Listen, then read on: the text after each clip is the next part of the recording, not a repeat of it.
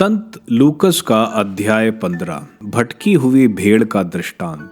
ईसा का उपदेश सुनने के लिए नाकेदार और पापी उनके पास आया करते थे।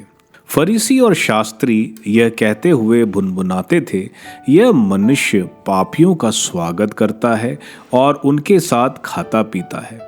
इस पर ईसा ने उनको यह दृष्टांत सुनाया, यदि तुम्हारे 100 भेड़ हों और उनमें एक भी भटक जाए तो तुम लोगों में कौन ऐसा होगा जो 99 भेड़ों को निर्जन प्रदेश में छोड़ कर ना जाए और उस भटकी हुई को तब तक ना खोजता रहे जब तक वह उसे नहीं पाए। पाने पर वह आनंदित होकर उसे अपने कांधों पर रख लेता है और घर आकर अपने मित्रों और पड़ोसियों को बुलाता है और उनसे कहता है, मेरे साथ आनंद मनाओ, क्योंकि मैंने अपनी भटकी हुई भेड़ को पा लिया है। मैं तुमसे कहता हूँ, इसी प्रकार 99 धार्मिकों की अपेक्षा जिन्हें पश्चाताप की आवश्यकता नहीं है, एक पश्चातापी पापी के लिए स्वर्ग में अधिक आनंद मनाया जाएगा।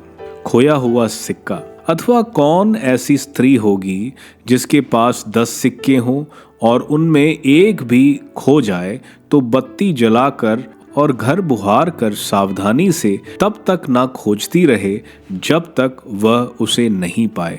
पाने पर वह अपनी सखियां और पड़ोसनों को बुलाकर कहती है, मेरे साथ आनंद मनाओ, क्योंकि मैंने जो सिक्का खोया था उसे पा लिया है।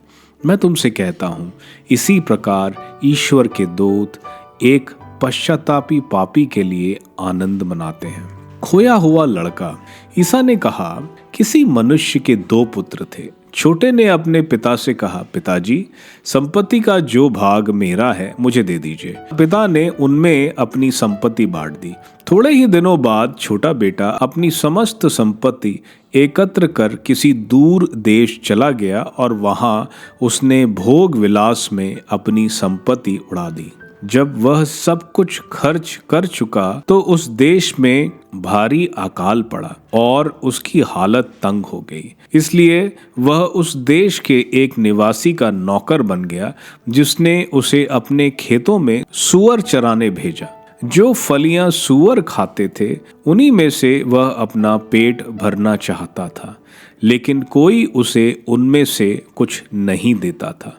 तब वह होश में आया और यह सोचता रहा, मेरे पिता के घर में कितने ही मजदूरों को जरूरत से ज्यादा रोटी मिलती है और मैं यहाँ भूखों मर रहा हूँ। मैं उठकर अपने पिता के पास जाऊंगा और उनसे कहूंगा, पिताजी, मैंने स्वर्ग के विरुद्ध और आपके प्रति पाप किया है।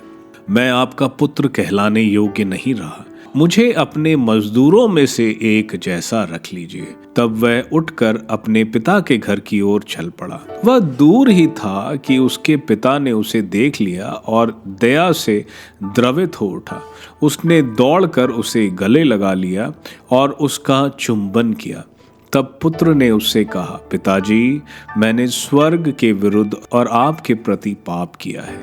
मैं आपका पुत्र कहलाने योग्य नहीं रहा।